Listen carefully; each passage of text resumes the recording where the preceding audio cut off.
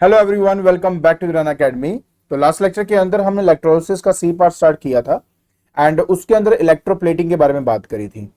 आज के लेक्चर के अंदर हम किसी आर्टिकल के ऊपर अगर सिल्वर कोटिंग करना चाहते हैं या मतलब उसकी इलेक्ट्रोप्लेटिंग करना चाहते हैं तो क्या करेंगे, उसके बारे में हम डिस्कस करेंगे। और हाँ, ऊपर जितने भी चैनल और जो पेजेस दिए गए हैं उनके जो लिंक्स है डिस्क्रिप्शन बॉक्स में डाल दिए हैं। तो बिना कोई टाइम वेस्ट किए चलिए शुरू करते हैं।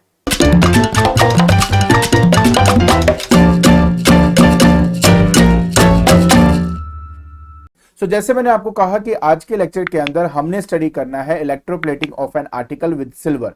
मतलब ये कि अगर मान लीजिए मेरे पास कोई भी एक आर्टिकल है, आर्टिकल का मतलब जैसे मान लीजिए कि मेरे पास एक ब्रास का स्पून है और आप इस ब्रास के स्पून के ऊपर ना सिल्वर की कोटिंग करना चाहते हो। तो ऐसा ही नहीं है कि हमने उसको उठाया और इलेक्ट्रोप्लेटिंग करनी शुरू कर दी। ये एक्चुअली इतना आसान नहीं होता। The reason is that because अगर आप ब्रास का स्पून एक जर्नल आपके पास पड़ा हो और आप उसको उठा के इलेक्ट्रोप्लेटिंग करने लग जाओ तो उसके ऊपर इवनली कोटिंग होना सिल्वर की ये जरूरी नहीं है। क्यों नहीं है? क्योंकि देखो, जब हम कोई भी स्पून लेते हैं तो उसके ऊपर डर्ट या कोई ना कोई ऐसी इंप्योरिटी होती है जिस इंप्योरिटी की वजह से हम उसके ऊपर एक प्रॉपर स्मूथ जो कोटिंग चाहते हैं सिल्वर की वो नहीं कर पाते। इसीलिए ब्रास स्पून की इलेक्ट्रोलिसिस करने से पहले, मतलब इसको एज एन आर्टिकल यूज करने से पहले हम क्या करते हैं कि हॉट जो कास्टिक सोडा होता है ना, उसके साथ पहले हम इसको अच्छे से वॉश करते हैं। उसके बाद हम डाइल्यूट HCl और पानी से इसको अच्छे से धोते हैं। जब एक बार आपने इसको अच्छी तरह से इसको धो दिया है उसके बाद हम डिटर्जेंट का इस्तेमाल करते हैं, ठीक है। और साथ में डिस्टिल्ड वाटर, ठीक है, डिस्टिल्ड वाटर का यहां पर इस्तेमाल करके इसको बार बार अच्छे से धोया जाता है। जब ये अच्छी तरह से आपका साफ हो चुका है उसके बाद जाकर इसके ऊपर इलेक्ट्रोप्लेटिंग की जाती है। तो मतलब एक बात आप प्लीज ध्यान से समझो कि किसी भी आर्टिकल को या किसी भी चीज को जिसके ऊपर आप सिल्वरिंग की कोटिंग करना चाहते हो, आप ऐसे नहीं उठाया और आपने इलेक्ट्रोलिसिस उस पर करनी शुरू कर दी, ऐसा नहीं होता है। पहले आपको हॉट कास्टिक सोडा की हेल्प से उसको पहले वॉश करना होता है। उसके बाद आप उसको वॉश करेंगे डाइल्यूट हाइड्रोक्लोरिक एसिड के साथ, उसके बाद वाटर से उसको अच्छे से साफ करेंगे। जब ये सब हो जाए उसके बाद उसको बार बार डिटर्जेंट से एंड डिस्टिल्ड वाटर की हेल्प से उसको और अच्छे से साफ किया जाता है।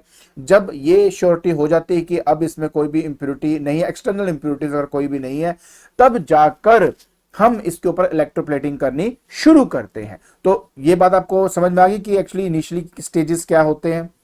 गुड। इसके बाद बेटा ये हमारा प्रॉपर यहां पर अपैरेटस है। इसके अंदर क्या क्या है थोड़ा आप ध्यान से देखें।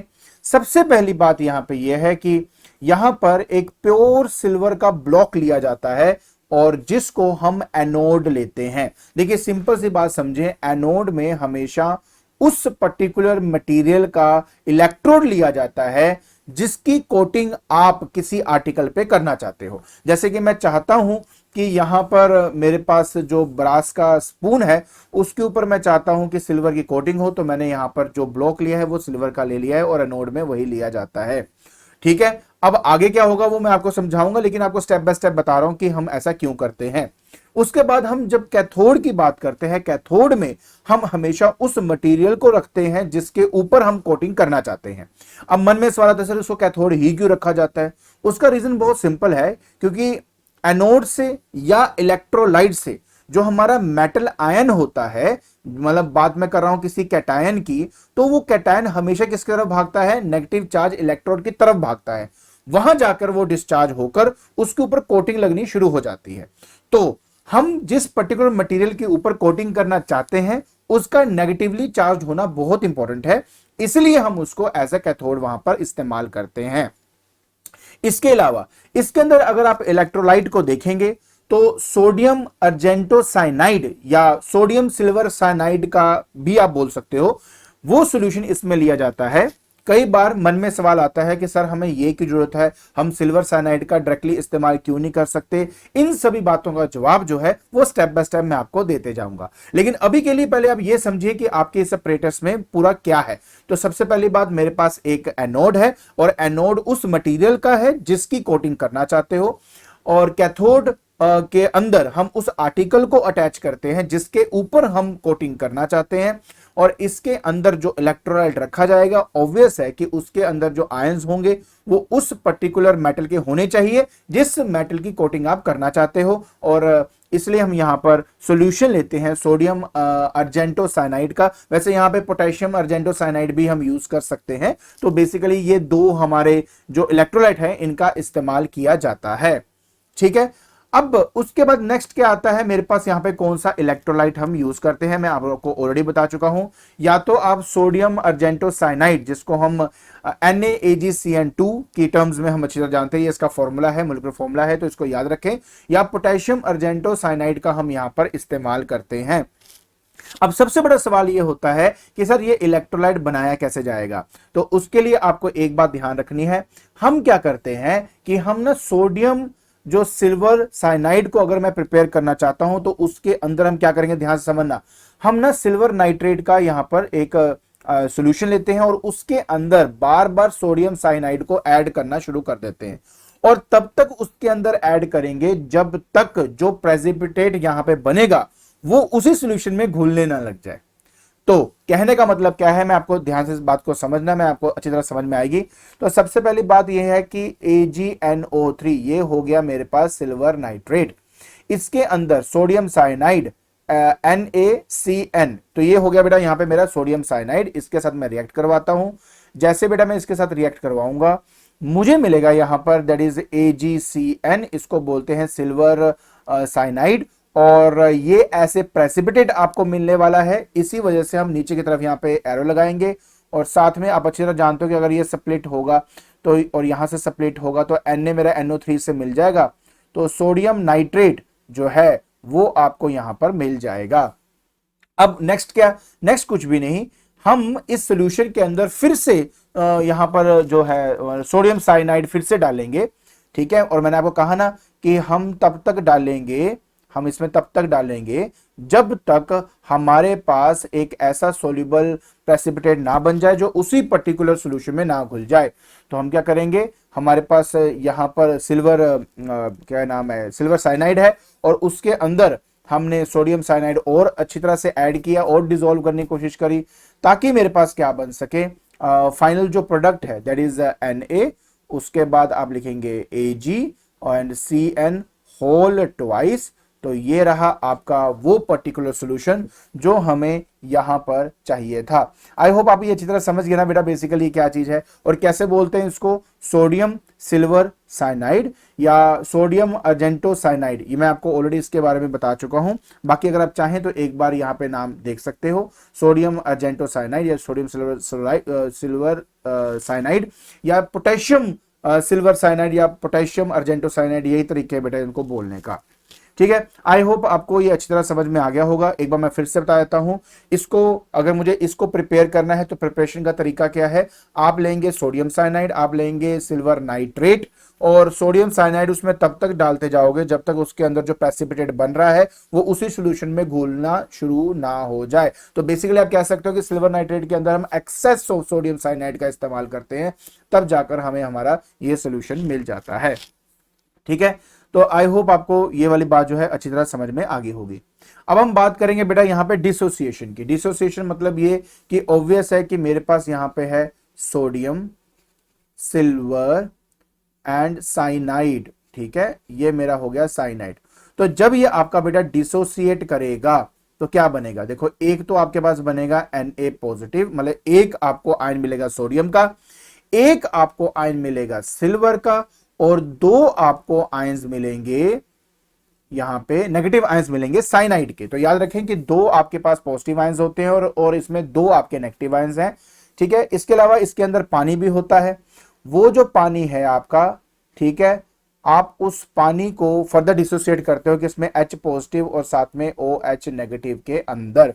ठीक है, तो अगर आप ध्यान से यहां पे आयंस को देख रहे हो तो आपको दिखेगा कि कुल मिला के हमारे पास 3 पॉजिटिव आयंस हैं। ठीक है, और दो यहां पर 3 ही बेसिकली हमारे पास नेगेटिव आयंस है, जिसमें दो तो एक जैसे ही हैं और एक आपका OH नेगेटिव आयन है। ठीक है, तो ये तो हो गए बेटा यहां पे आपकी डिसोसिएशन के बारे में। अब हम बात करते हैं कि कैथोड में क्या हो रहा है और एनोड में क्या हो रहा है। देखिए मैं आपको ऑलरेडी बता चुका हूं कि हमारे कंटेनर के अंदर हमने जो इलेक्ट्रोलाइट डाला हुआ है उस इलेक्ट्रोलाइट के अंदर हमने, जैसे मैंने कहा ना, ब्रास का स्पून था, ठीक है, तो मैं यहाँ पे इसको एज अ स्पून मान के चलता हूँ। तो ये क्या है, ब्रास का स्पून है मेरा, ठीक है। अब इस स्पून को मैंने क्या दिया हुआ, नेगेटिव चार्ज दिया हुआ है, और नेगेटिव चार्ज होने की वजह से, अब प्लीज ध्यान से बात को समझना कि इसके अंदर कौन कौन से आयन थे, Na पॉजिटिव आयन भी है, इसके अंदर हमारे पास सिल्वर का आयन भी है, और इसी के अंदर मेरे पास H पॉजिटिव आयन्स भी हैं।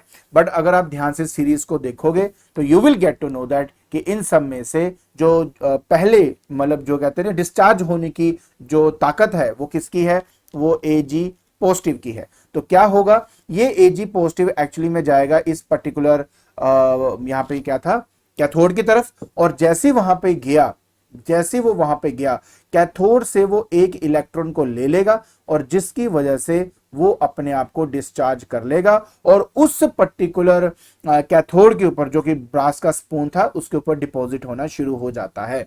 तो बहुत ही सिंपल है, आपके पास 3 आयंस जरूर हैं, बट पहले कौन डिसोसिएट होगा इस केस में, वो है आपका सिल्वर, और सिल्वर जो है एक इलेक्ट्रॉन को लेकर फ्रॉम द कैथोड बन जाएगा सिल्वर का एक न्यूट्रल एटम, और उसके ऊपर डिपॉजिट होना शुरू हो जाएगा।